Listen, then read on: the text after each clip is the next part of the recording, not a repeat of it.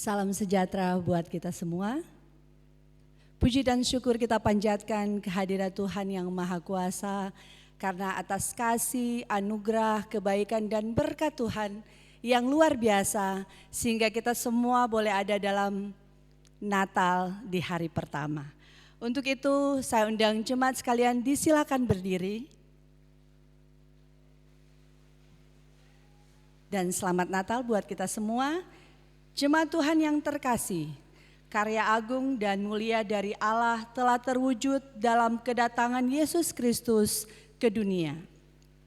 Marilah kita beribadah kepada Allah yang telah datang di dalam Yesus Kristus, yang merendahkan dirinya menjadi sama dengan manusia, rela berbaring di dalam palungan. Layakkanlah kami ya Tuhan, menghadap dan menyembah Dikau yang kudus. Sucikanlah hati kami ya Allah, untuk layak beribadah kepadamu pada saat ini. Menyanyi bersama nyanyian rohani 39 ayat pertama dan yang kedua, Hai mari berhimpun.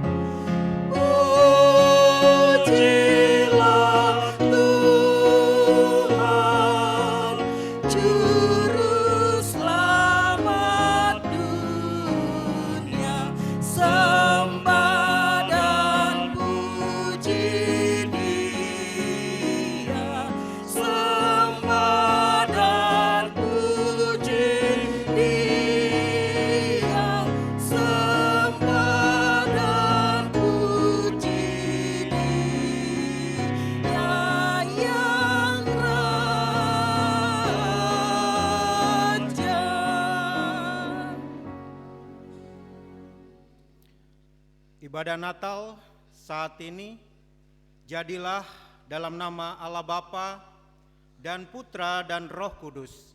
Amin. Salam kasih dan damai-Nya beserta saudara-saudara. Kasih dan damai-Nya besertamu juga. Seorang anak telah lahir untuk kita, seorang putra telah diberikan untuk kita. Lambang pemerintahan ada di atas bahunya. Dan namanya disebutkan orang penasihat ajaib, Allah yang perkasa, Bapa yang kekal, Raja damai. Terpujilah Tuhan yang membawa keselamatan bagi kita. Damai-Nya ada di hati setiap orang yang beriman kepadanya. Masih dalam keadaan berdiri, kita menyanyi dari nyanyian rohani 36 bait yang pertama dan yang ketiga.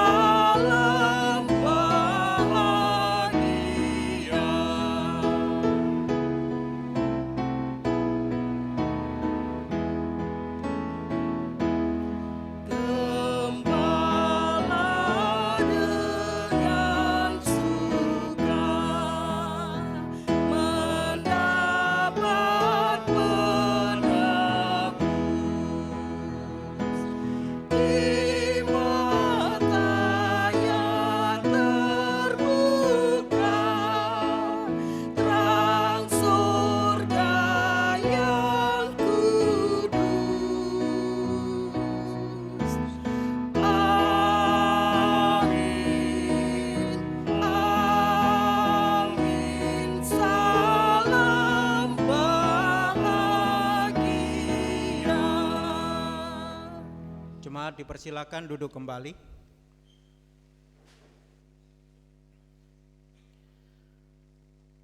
Saudara-saudara, marilah kita datang di hadapan Tuhan dengan segala pengakuan dosa kita.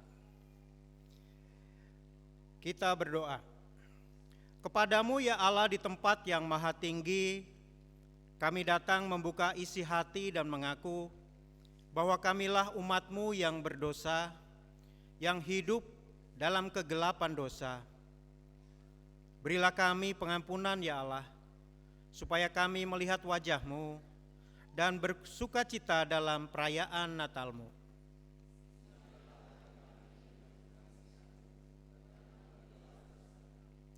Tiada yang tersembunyi bagi-Mu ya Allah, sebab mata-Mu memandang jauh ke lubuk hati kami.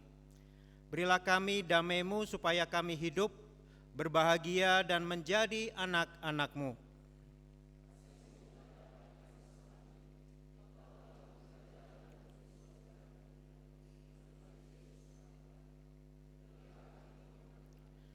Dalam sukacita Natal kami membawa pengakuan kami sebagai orang berdosa.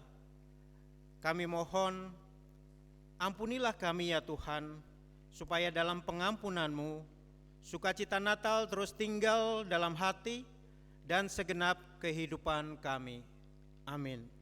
Kita menyanyi dari nyanyian rohani 42 bait yang kedua.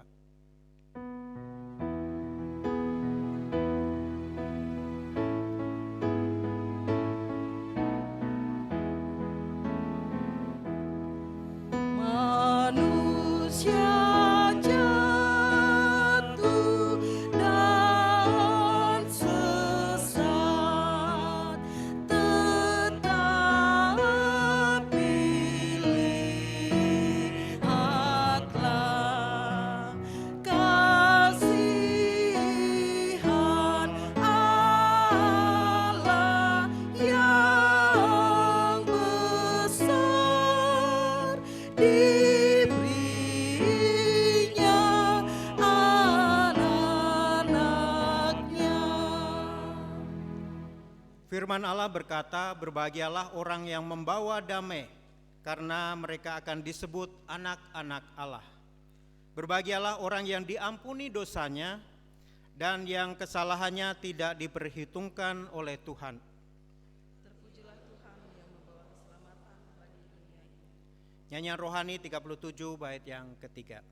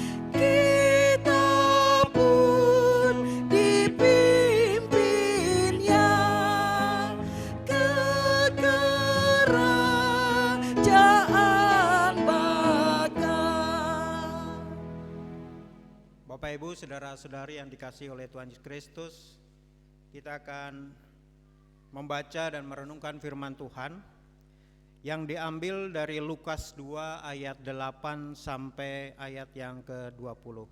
Lukas 2 ayat 8 sampai ayat yang ke-20. Sebelum kita membacanya, mari kita berdoa. Ya Tuhan Allah Bapa kami yang bertahta dalam kerajaan surga yang mulia, Bapa yang kami kenal, Bapa yang kami sembah, dalam nama Yesus Kristus, kami mengucap syukur ya Tuhan, jika di pagi hari ini kami boleh merayakan Natal, memperingati kelahiran-Mu ke dunia ini untuk menyelamatkan dosa-dosa kami. Dan kami akan membaca merenungkan firman Tuhan, biarlah Engkau sendiri yang hadir ke tengah-tengah kami, Engkau sendiri yang mengajar kami, Engkau sendiri yang memberikan hikmat bagi kami supaya kami boleh mengerti kebenaran firman Tuhan. Sehingga Natal ini kami boleh terus dibangun iman kami, terus bersandar kepada Tuhan, terus mengandalkan Tuhan dalam hidup kami. Dan firman-Mu boleh menjadi pelita bagi langkah kami dan terang bagi jalan kami. Berkati hamba-Mu yang akan menyampaikan firman, biarlah apapun yang disampaikan itu semua seturut dengan kehendak-Mu saja. Hamba-Mu boleh menyampaikan apa yang menjadi isi hati Tuhan. Terima kasih Tuhan, di dalam nama Yesus Kristus kami berdoa. Amin. Lukas 2 ayat 8 sampai ke 20 saya akan bacakan bagi kita semua. Judul perikopnya adalah Gembala-Gembala. Di daerah itu ada gembala-gembala yang tinggal di padang menjaga kawanan ternak mereka pada waktu malam. Lalu berdirilah seorang malaikat Tuhan di dekat mereka, dan kemuliaan Tuhan bersinar meliputi mereka dan mereka ketakutan. Maka kata malaikat itu kepada mereka, "Jangan takut, sebab sesungguhnya aku memberitakan kepadamu kesukaan besar untuk segala bangsa. Hari ini telah lahir bagimu juru selamat, yaitu Mesias, Tuhan di kota Daud. Inilah tandanya bagimu, kamu akan menjumpai seorang bayi yang dibedung dan terbaring di dalam palungan." Tiba-tiba tampaklah bersama-sama dengan malaikat itu sejumlah besar bala tentara surga yang memuji Allah, katanya, "Kemuliaan bagi Allah di tempat yang maha tinggi, dan damai sejahtera di bumi di antara manusia yang berkenan kepadanya." Setelah malaikat-malaikat itu meninggalkan mereka dan kembali ke surga, gembala-gembala itu berkata seorang kepada yang lain, "Marilah sekarang kita pergi ke Betlehem untuk melihat apa yang terjadi di sana seperti yang diberitahukan Tuhan kepada kita." Lalu mereka cepat-cepat berangkat dan menjumpai Maria dan Yusuf serta bayi yang terbaring dalam palungan. Ketika mereka melihatnya, mereka memberitahukan apa yang telah dikatakan kepada mereka tentang anak itu. Semua orang yang mendengarnya heran tentang apa yang dikatakan gembala-gembala itu kepada mereka. Namun Maria menyimpan semua hal itu di dalam hatinya dan merenungkannya. Kemudian kembalilah gembala-gembala itu sambil memuji dan memuliakan Allah karena segala sesuatu yang telah mereka dengar dan mereka lihat, semuanya sesuai dengan apa yang telah dikatakan kepada mereka. Berbahagialah bagi kita yang mendengar dan melakukan firman Tuhan dalam kehidupan kita. Maranatha.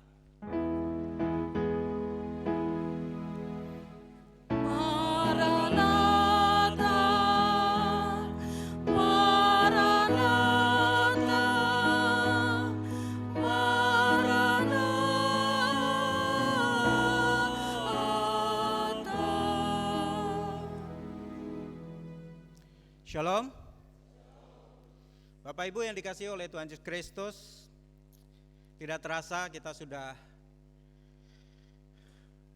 memasuki Natal di hari ini, memperingati kelahiran Tuhan Yesus Kristus. Sebentar lagi sudah berganti tahun 2026. Beberapa waktu yang lalu saya membaca satu buku yang sangat menarik, ya, judulnya Nexus. Mungkin ada dari Bapak Ibu yang pernah membacanya. Buku ini karangan dari Yuval Noah Harari. Dia seorang profesor dari Israel. Orangnya sangat pintar, sangat cerdas. Jadi bukunya itu penuh dengan data-data. Dia juga sebelumnya menulis buku namanya Sapien, yang menceritakan tentang sejarah umat manusia. Dan di buku ini, kalau buku yang pertama itu diceritakan kalau di awal-awal itu orang susah bersatu, jadi kelompoknya itu paling kecil-kecil saja. Makanya kalau suku-suku di pedalaman itu juga kelompoknya kecil-kecil. Dia bilang begini, maksimal itu hanya 150 orang itu bisa bersatu. Tapi kalau lebih dari itu tidak bisa bersatu. Nah, caranya apa supaya bisa bersatu? adalah dengan membuat mitos-mitos. Kemudian habis itu ada konsep tentang negara. Di negara ada tata caranya, ada keyakinan bahwa raja ini adalah wakil dari dewa-dewa dan sebagainya. Jadi orang bisa bersatu. Kemudian ada konsep agama. Jadi dengan adanya agama orang bisa bersatu. Seperti kita saat ini, semua orang di seluruh dunia, miliaran orang merayakan Natal karena kita punya keyakinan yang sama, yaitu kita percaya kepada Tuhan Yesus yang menjadi juru selamat kita, yang bisa membebaskan kita dari segala dosa dan memberikan kita keselamatan. Nah, buku tentang Nexus ini Nexus ini sebetulnya istilah yang digunakan yang artinya adalah pusat yang menghubungkan banyak hal. Ya. Dan buku ini berbicara tentang bagaimana komunikasi di awal-awal sejarah manusia, bagaimana mereka berkomunikasi, bagaimana politik yang terjadi di Rusia dan sebagainya. Nah, kemudian sampai dia membahas masalah artificial intelligence atau AI atau kecerdasan buatan. Nah, sekarang ini tanpa kita sadari, handphone yang kita pegang itu semuanya penuh dengan AI. Kalau kita lihat reels yang ada Instagram, kemudian ada di Facebook, ada yang di TikTok, itu ada algoritma yang memang diciptakan untuk membuat supaya kita tetap scrolling. Jadi kalau kita, misalnya saya suka mancing gitu, jadi nanti akan muncul yang mancing-mancing semua gitu ya. Atau kita suka berkebun, nanti akan muncul yang berkebun gitulah. Dan itu algoritmanya itu tertulis, tidak ada yang memprogram itu, tetapi memang sudah didesain supaya algoritmanya itu membuat kita untuk terus melihat screen terus gitu. Jadi hati-hati Bapak dan Ibu ya terkait dengan AI ini. Kedepan ini AI akan banyak melingkupi kehidupan kita, bahkan mungkin ada pesan-pesan palsu, kemudian video-video palsu itu bisa di-create oleh AI. Saya pernah coba buat lagu itu hanya 2 menit aja bisa dibuat oleh AI ya. Atau gambar, desain sekarang semuanya dibuat oleh AI. Tapi satu hal yang membuat jadi perenungan bagi saya adalah begini ya. Dulu kita melihat konsep tentang Tuhan di mana dia sangat berkuasa dan dia punya Roh Kudus yang ada di setiap hati manusia. Dan Roh Kudus ini berbicara kepada kita pribadi lepas pribadi. Bagi orang yang tidak percaya, dia akan bilang begini, tidak mungkin ada satu orang Tuhan, kemudian dia tahu doa setiap-tiap orang, dia tahu pergumulan setiap-tiap orang, dia hadir di setiap-tiap orang. Tetapi sekarang dengan adanya AI, sebetulnya itu bukan sesuatu yang mustahil. Ada namanya aplikasi ChatGPT, kita bisa tanya apapun juga di ChatGPT. Setiap orang bisa bertanya kepada AI itu, ChatGPT, saya pengen tahu tentang sejarah yang ada di Papua misalnya, atau sejarah GKI di tanah Papua. Dia akan download semuanya bisa gitu loh. Dan setiap orang, miliaran orang bisa terhubung semuanya, meskipun itu satu program namanya ChatGPT. Jadi saya berpikir begini ya, Allah yang Maha Kuasa ini ya, itu di luar akal pikiran kita. Kalau orang bilang bahwa Allah itu tidak bisa datang ke pribadi-pribadi kita, tetapi teknologi sekarang memungkinkan itu. Kita terkonek. Bapak Ibu di sini ada ratusan orang. Kalau konek ke AI, ke ChatGPT atau Copilot atau apapun juga, itu masing-masing bisa berbicara sendiri, tapi itu merupakan masih satu kesatuan. Ya. Itu yang membuat saya berpikir bahwa kadang-kadang kita membatasi pikiran kita tentang Allah. Kita kadang-kadang tidak percaya bahwa Allah hadir di tiap hati kita. Nah, saat ini kita memperingati Natal. Dan ada satu pemikiran dari salah satu tokoh gereja namanya Agustinus. Dia mengatakan begini, Tuhan sudah berbicara kepada bangsa Israel selama ribuan tahun. Tetapi apa yang terjadi? Bangsa Israel masih tetap menyembah berhala.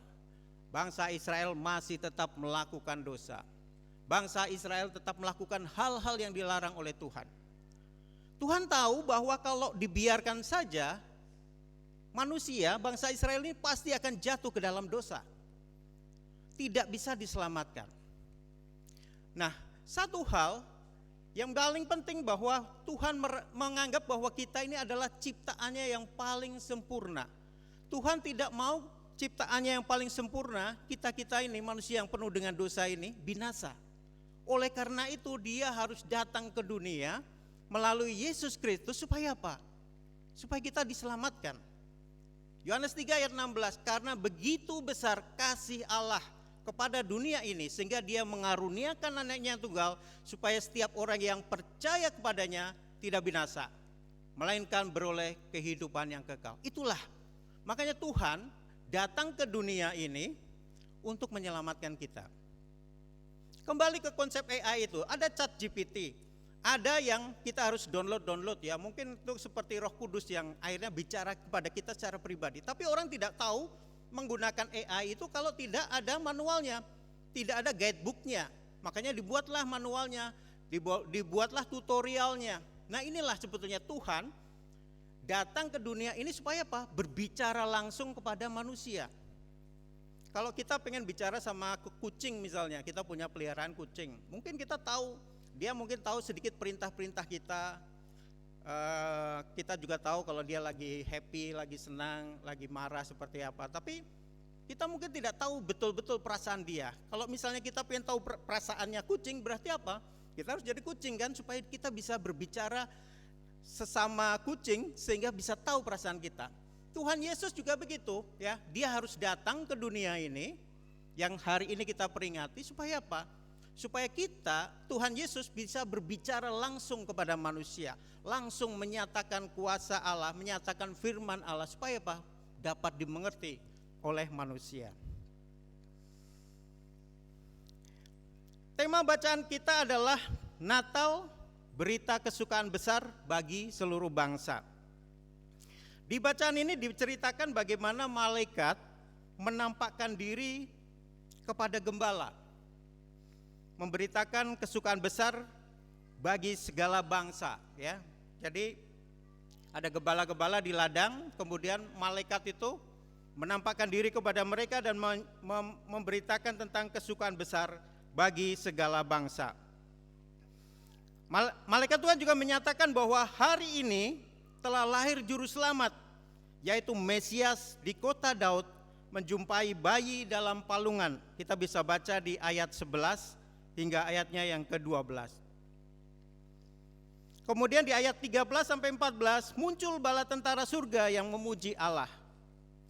Kemudian dilanjutkan di ayat 15 sampai 16, gembala-gembala ini yang tadinya ada di padang, mereka memutuskan untuk mengikuti apa yang dikatakan malaikat karena mereka percaya bahwa itu berasal dari Tuhan. Mereka menuju ke Bethlehem. Kemudian bertemu dengan Maria dan Yusuf serta bayi dalam palungan seperti yang dikatakan oleh para malaikat. Kita bisa baca di ayat 15 sampai 16.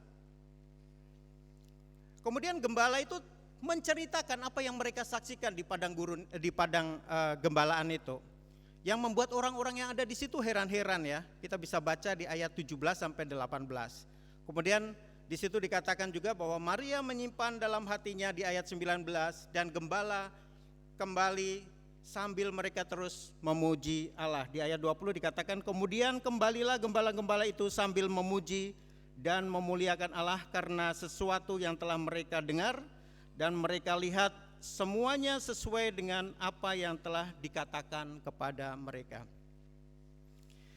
Nah, apa yang kita bisa pelajari dari bacaan kita ini? Yang pertama adalah kita bertanya, kenapa Tuhan memberikan kabar sukacita ini kepada gembala, bukan kepada yang lain, bukan kepada misalnya orang-orang Yahudi, imam-imam, atau orang-orang yang lain. Gembala ini sebetulnya menggambarkan apa ya? Profesi yang pada saat itu tidak terlalu dihormati ya. Jadi dianggap sebagai sebetulnya masyarakat kelas bawah di kalangan orang Yahudi ya. Dan banyak dari mereka hanya upahan-upahan aja. Jadi mereka tidak punya gembala, tapi mereka diupah untuk menggembalakan domba-domba milik orang-orang kaya pada saat itu. Tapi di satu sisi juga gembala ini menunjukkan orang yang mau bertekad untuk mempertahankan gembalanya. Misalnya dari serigala, Daud melawan singa, dia sebagai gembala karena pengen melindungi domba-dombanya. Tuhan Yesus sendiri pernah diumpamakan dia mencari domba yang hilang. Ada satu gembala kehilangan dombanya, kemudian dia cari sampai dombanya dapat. Dan di sini menggambarkan bahwa sebetulnya Tuhan itu datang bukan kepada orang-orang yang kaya saja, orang-orang yang punya jabatan saja, tetapi juga orang-orang yang mungkin di kalangan masyarakat dianggap rendah. Orang-orang miskin, orang-orang yang terlupakan.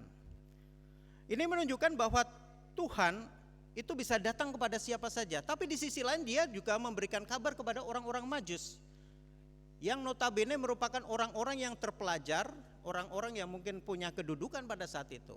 Jadi yang punya kedudukan juga mendapat kabar sukacita, tapi orang-orang yang rendah juga mendapatkan kabar sukacita tentang kedatangan Yesus. Jadi Tuhan datang ini kepada semua kalangan kita.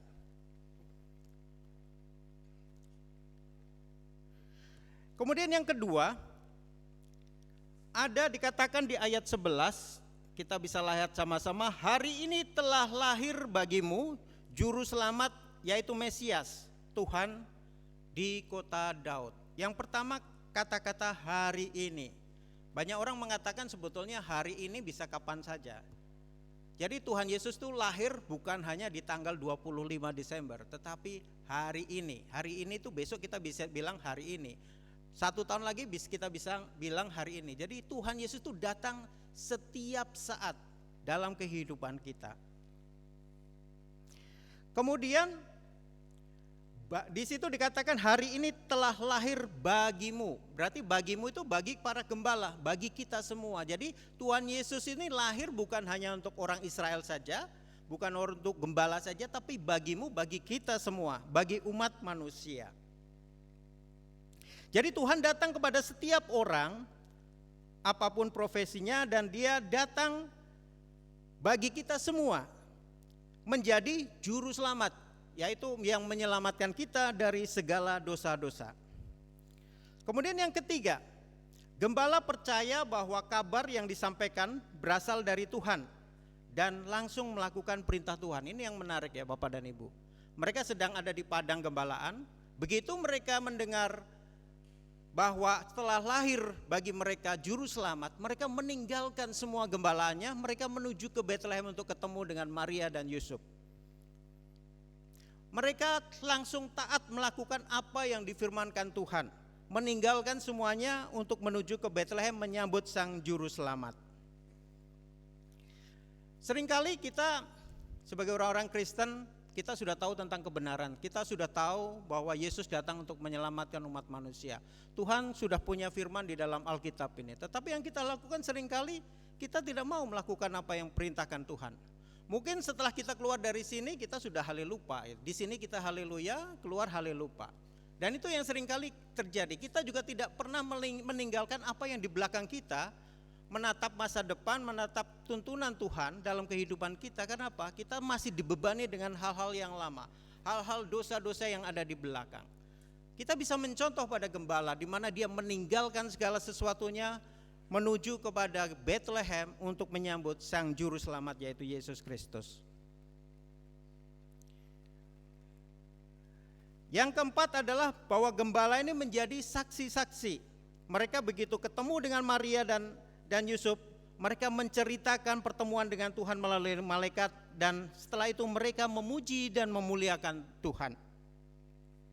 Kita perlu mencontoh bahwa kita sudah mendengar kabar sukacita tentang keselamatan, dan tugas kita adalah seperti gembala tadi, menceritakan. Di ayat 20 juga dikatakan, kembalilah gembala-gembala itu sambil memuji dan memuliakan Allah.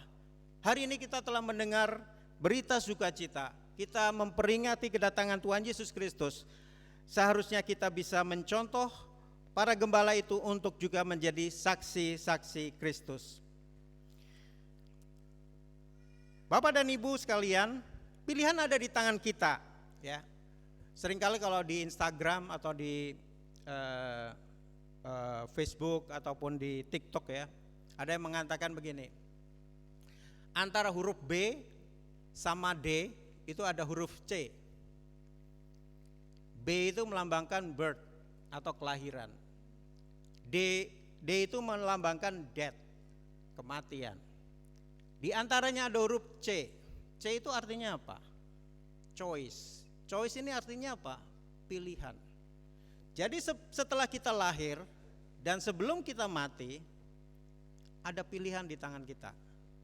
Apakah kita pilih mengikuti gembala-gembala yang taat perintah Tuhan, mengikuti Tuhan, menyambut Sang Kristus, dan kemudian mereka menyatakan rasa syukur mereka dengan memuliakan Tuhan, atau kita mengabaikan firman Tuhan. Bisa saja kita banyak pilihan-pilihan di dunia ini ya, dan sekarang pilihannya begitu menggiurkan. Di luar sana banyak pilihan yang menyenangkan. Sosial media membuat kita kadang-kadang habis waktunya di sosial media. Padahal dan itu bisa berjam-jam kita di sosial media. Sementara untuk berdoa kadang kita malas-malasan ya. Berdoa hanya pagi, kemudian malam, atau mau makan pun kadang-kadang mau cepat-cepat saja. Padahal kalau di TikTok kita bisa berjam-jam. Pilihan ada di tangan kita. Tuhan itu sudah menciptakan kita segambar dengan Allah. Kalau ibaratnya sarung tangan, ya, kita tuh diciptakan seperti sarung tangan itu. Tangannya itu udah persis, begitu kita masuk, lima-limanya udah bisa masuk. Tetapi sarung tangan, kalau kita biarkan saja ya seperti sarung tangan aja, yang hanya seperti karet atau plastik. Nah, supaya dia berfungsi apa? Sarung tangan itu harus diisi oleh jari-jari kita, sehingga kita bisa berfungsi, sehingga sarung tangan itu bisa berfungsi. Bisa mengoperasi, bisa melakukan pekerjaan di kebun supaya tidak lecet, bisa melakukan banyak hal karena sarung tangan itu. Kita diciptakan seperti sarung tangan itu, dan kita membutuhkan Tuhan untuk mengisi sarung tangan itu, mengisi hati kita, sehingga kita bisa berfungsi sebagaimana tujuan Tuhan menciptakan kita semua. Karena kita ini adalah manusia yang berdosa, kita tidak lepas dari dosa. Kita banyak melakukan hal-hal yang tidak berkenan di hadapan Tuhan. Saya pun sama. Saya selaku berkali-kali jadi majelis, tetapi seringkali juga masih terjatuh dalam dosa, masih melakukan dosa-dosa. Kita tidak ada yang sempurna, tetapi kita perlu izinkan Tuhan untuk ada di hati kita, supaya menuntun kita, membimbing kita sesuai dengan rencana Tuhan. Seperti gembala tadi, meninggalkan apa yang di belakang, apa-apa yang sudah buruk di belakang ini sepanjang tahun ini, yang hal-hal yang tidak berkenan, tidak menyenangkan kita, tinggalkan semua. Kita tatap masa depan dengan membiarkan Tuhan mengisi hati kita, membiarkan Roh Kudus untuk menuntun kita, menyongsong tahun 2026 dan keyakinan bahwa Tuhan akan terus memberikan yang terbaik dalam kehidupan kita. Saya lihat Bapak, saya lihat banyak dari jemaat ini, dari TNI, Polri, mereka juga harus meninggalkan keluarga mereka yang jauh dari mereka untuk datang ke sini. Itu juga karena Tuhan punya rencana bagi bapak-bapak ini. Mereka harus meninggalkan segala sesuatunya, fokus pada tugas-tugasnya, sehingga tugas-tugasnya bisa diselesaikan dengan baik. Kita juga masing-masing mempunyai tugas di dunia ini, dan Tuhan taruh itu dalam hati kita. Masing-masing dari kita punya peran masing-masing. Tergantung kita, apakah kita mau mengikuti isi hati Tuhan, mengikuti pimpinan tangan Tuhan, sehingga Tuhan ada di dalam kita, sehingga kita bisa berfungsi sebagai alat-alat Tuhan di dunia ini. Seringkali pada saat Tuhan meminta kita untuk melakukan apa yang Dia firmankan, seringkali tidak menyenangkan memang. Bapak Ibu, melayani itu bukan sesuatu yang menyenangkan. Karena apa? Kita harus habis waktu kita, satu sisi kita harus bekerja, malamnya kita harus ibadah.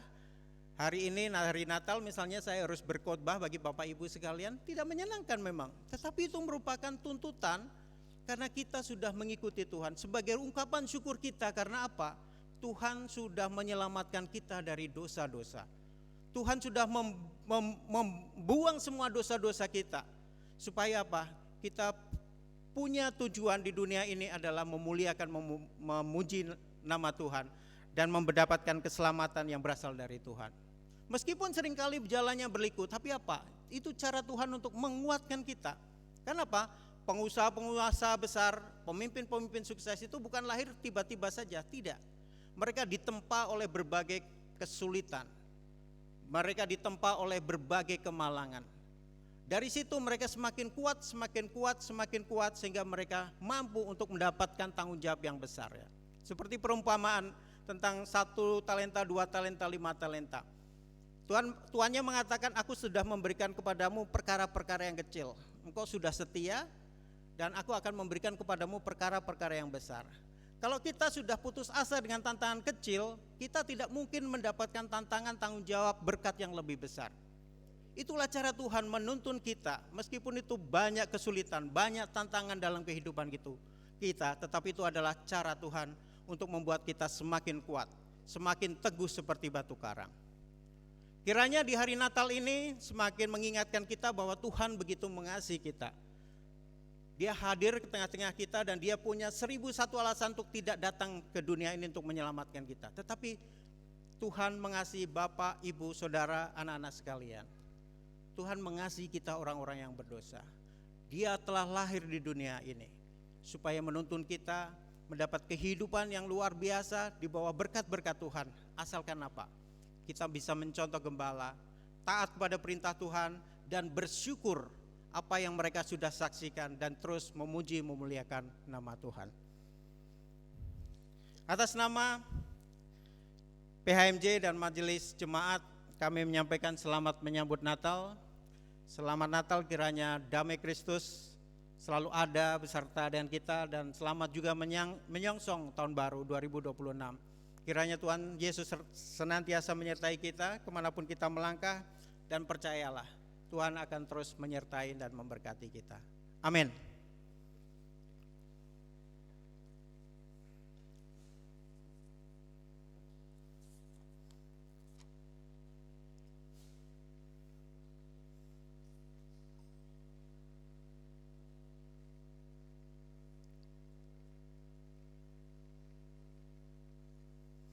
Kita akan mengaku iman kepercayaan kita. Saya jemput jemaat untuk bangkit berdiri.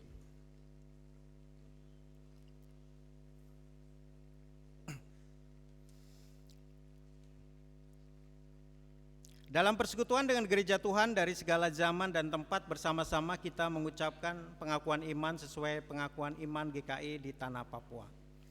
Aku percaya kepada Allah Bapa, pencipta langit dan bumi, pemelihara segala yang diciptakan dan yang menyediakan kehidupan kekal di dalam kerajaannya. Aku percaya kepada Yesus Kristus yang menebus dan menyelamatkan manusia dari dosa dalam kematian dan kebangkitannya. Dialah Tuhan dan Kepala Gereja yang memerintah Gereja Kristen Injili di tanah Papua dengan firman dan rohnya. Aku percaya kepada Roh Kudus yang membarui, memelihara dan menuntun umatnya dalam kebenaran sampai kegenapan kerajaan Allah dalam kedatangan kembali Yesus Kristus. Aku mengaku bahwa Alkitab adalah firman Allah dan satu-satunya kesaksian tentang pernyataan Allah. Aku mengaku bahwa Gereja Kristen Injili di tanah Papua adalah tubuh Kristus yang surgawi, yang kudus dan am, yang mempersatukan umat manusia menjadi satu persekutuan surgawi di bumi.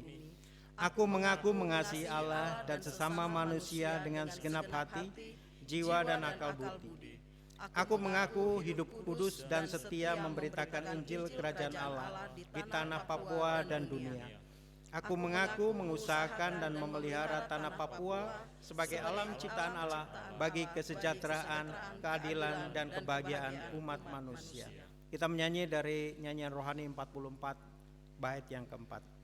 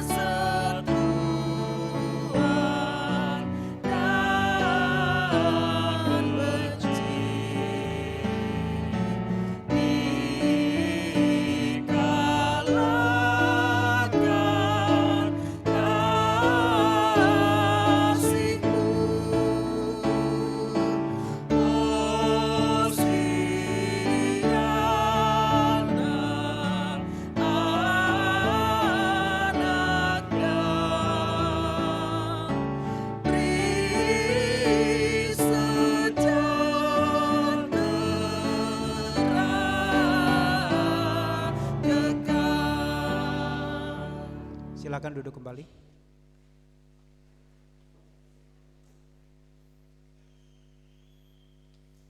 Kita akan memberikan persembahan di dalam palungan. Ada 2 palungan di depan, di belakang juga ada 2 palungan, nanti diatur oleh majelis.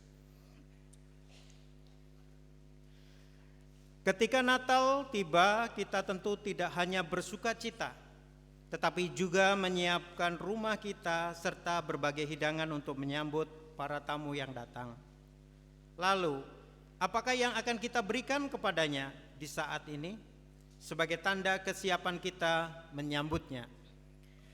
Kami mengaku ya Tuhan, bahwa lebih banyak yang kami siapkan untuk menyambut para tamu yang akan berkunjung ke rumah kami, jika dibanding dengan yang kami siapkan untuk kami persembahkan kepadamu di saat ini. Kita menyanyi dari nyanyian rohani 46 bait yang pertama sampai ketiga.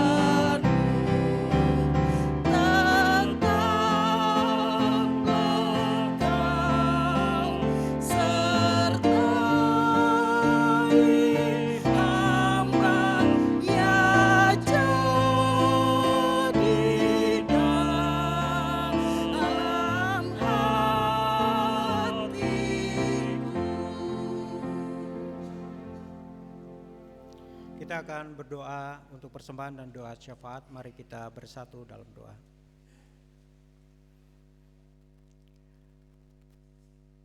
Bapa yang di surga, puji syukur kami naikkan kehadirat-Mu atas firman yang boleh kami renungkan di hari Natal ini. Ajar kami untuk boleh mencontoh para gembala ya Tuhan. Mereka meninggalkan segala sesuatunya yang ada di padang gembalaan untuk datang menyambut kedatangan Sang Kristus. Dan mereka juga begitu bersyukur atas kabar keselamatan yang mereka dengar, dan mereka terus memuliakan Tuhan dan terus menjadi saksi tentang kabar sukacita ini. Ajar kami ya Tuhan untuk selalu taat, setia melakukan firman Tuhan dalam hidup kami. Kami sudah menjalani sepanjang tahun ini dengan berbagai macam persoalan, pergumulan, tantangan, kesulitan, kesedihan. Biarlah Engkau sendiri yang boleh membuat kami supaya boleh tertuju kepadamu saja untuk menyongsong di tahun yang baru, menyongsong kelahiran dan kedatangan-Mu ke atas dunia ini, sehingga kami boleh terus fokus untuk menjalani kehidupan kami, terus mengandalkan Tuhan dalam hidup kami, punya keyakinan bahwa Engkau terus beserta dengan kami, menyertai kami kemanapun kami melangkah. Bapa kami yang di surga, kami berdoa dari setiap kami yang ada di sini, biarlah Engkau juga pimpin kami, sertai kami apapun yang menjadi profesi kami. Karyawan PT FI, karyawan kontraktor, pegawai negeri, TNI, Polri, karyawan swasta yang lain, petani, nelayan, apapun profesi kami ya Tuhan. Engkau datang kepada setiap orang, meskipun di dunia ini seringkali kami diremehkan, tapi kami percaya bahwa setiap kami berharga di mata Tuhan. Pimpin kami, sertai kami dalam setiap pergumulan kami, setiap apapun yang menjadi pengharapan kami. Engkau boleh ikut campur tangan, Engkau boleh hadir ke tengah-tengah kami, memimpin kami, menyertai kami, sehingga kami boleh terus mendapatkan kasih setia Tuhan, penyertaan Tuhan, perlindungan dan penjagaan Tuhan. Banyak dari kami yang di hari Natal ini harus berjauhan dengan keluarga kami, anak-anak kami, istri, suami, orang tua. Karena tugas dan pekerjaan kami tidak bisa berkumpul dengan mereka.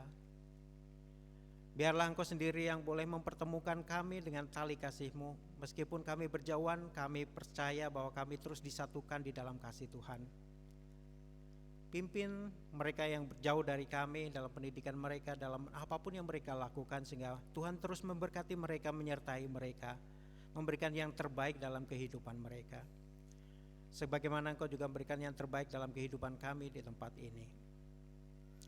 Bapa kami yang di surga, kami juga membawa persembahan kami. Ada beberapa keluarga yang membawa perpuluhan dari Rayon 3 RT 5. Ada juga yang tidak menyebutkan namanya. Ada juga beberapa keluarga yang membawa persembahan syukur mereka. Ada pengucapan syukur atas hari ulang tahun anak yang ke-17. Kemudian hari ulang tahun ke-30 untuk Saudari Mary C. Rumere. Kemudian juga ada persembahan syukur dari Rayon 2 Mansinam RT 3. Apa yang menjadi kerinduan mereka, Engkau tahu ya Tuhan. Biarlah Engkau sendiri yang boleh menjawab seturut dengan kasih kehendak-Mu. Berkatilah kami juga yang telah memberikan sebagian dari apa yang Tuhan berikan dalam hidup kami melalui persembahan yang kami kumpulkan ke dalam palungan. Biarlah Engkau sendiri yang boleh memberkati persembahan ini, boleh digunakan untuk hormat dan kemuliaan nama Tuhan di tanah Papua ini. Engkau juga memberkati tangan-tangan yang mengelolanya, berikan roh takut akan Tuhan, sehingga persembahan ini boleh dipakai dengan baik untuk hormat dan kemuliaan nama Tuhan. Kami berdoa bagi gereja kami, Bapak Ibu Pendeta, seluruh majelis, BP Unsur, multimedia, paduan suara, driver, kostor, admin, dan semua yang terlibat dalam pelayanan. Berikan roh yang selalu rindu untuk mempersembahkan yang terbaik bagi Tuhan, mempersembahkan roh, tubuh dan jiwa kami untuk menjadi persembahan yang hidup, yang berkenan kepada Tuhan. Kami juga berdoa bagi perusahaan kami PT Freeport Indonesia yang saat ini terus dilakukan recovery setelah terjadi longsor di GPC. Biarlah Engkau sendiri yang boleh menyertai jajaran manajemen, seluruh karyawan untuk boleh melakukan tugas-tugasnya dengan sepenuh hati sehingga recovery boleh terjadi, yang nantinya boleh beroperasi dengan normal, yang pada akhirnya boleh menjadi berkat bagi banyak orang termasuk bagi bangsa dan negara kami. Berkati juga para pemimpin bangsa kami dari pusat hingga daerah, berikan roh takut akan Tuhan sehingga mereka boleh memimpin bangsa kami dengan baik menuju damai dan sejahtera. Kami juga berdoa bagi bencana-bencana yang terjadi di beberapa kawasan di tanah air. Engkau berkati setiap dari mereka, apapun yang terjadi dalam kehidupan mereka, biarlah mereka tetap kuat, punya pengharapan di dalam Tuhan. Berkati juga semua yang terlibat dalam proses recovery, sehingga mereka juga boleh terus dikuatkan oleh Tuhan. Terima kasih Tuhan, terima kasih Tuhan. Hari ini kami akan melanjutkan aktivitas kami, bertemu dengan saudara-saudara kami, merayakan sukacita Natal bersama-sama dengan orang-orang yang kami kasihi. Biarlah Engkau sendiri yang boleh menyertai kami, memberkati kami, memberikan yang terbaik dalam kehidupan kami. Kami mohon ampun juga atas dosa dan kesalahan yang kami lakukan melawan kehendak-Mu. Di dalam nama Yesus Kristus kami telah berdoa dan mengucap syukur. Amin.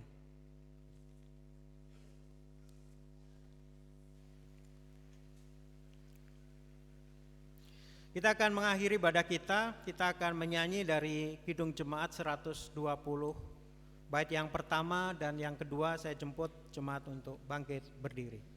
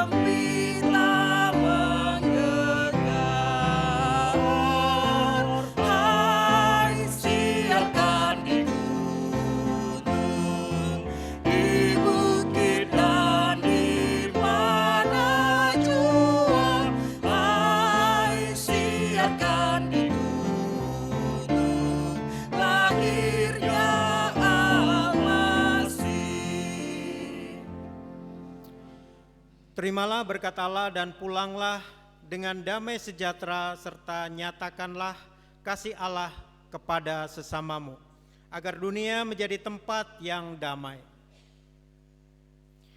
Allah di dalam Yesus Kristus dan persekutuan Roh Kudus yang kaya akan kasih setia dan rahmat memberkati dan melindungi engkau kini dan sepanjang masa.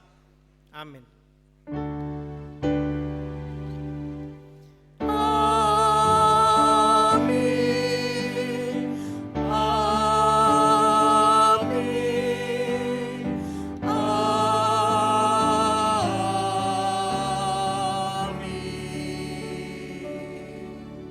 Ibadah telah selesai, jemaat dipersilakan untuk bersaat teduh. Sekali lagi selamat merayakan Natal, Tuhan Yesus memberkati.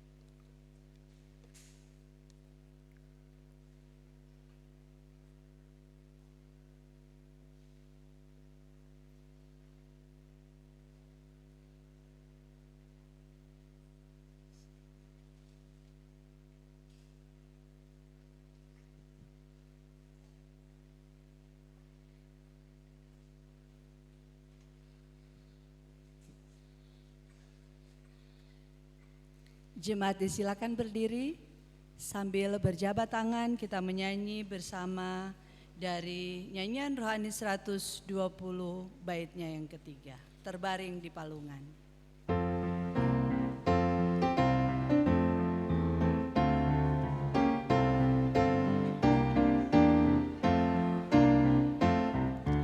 Hai siarkan di gunung, di bukit dan di mana jua.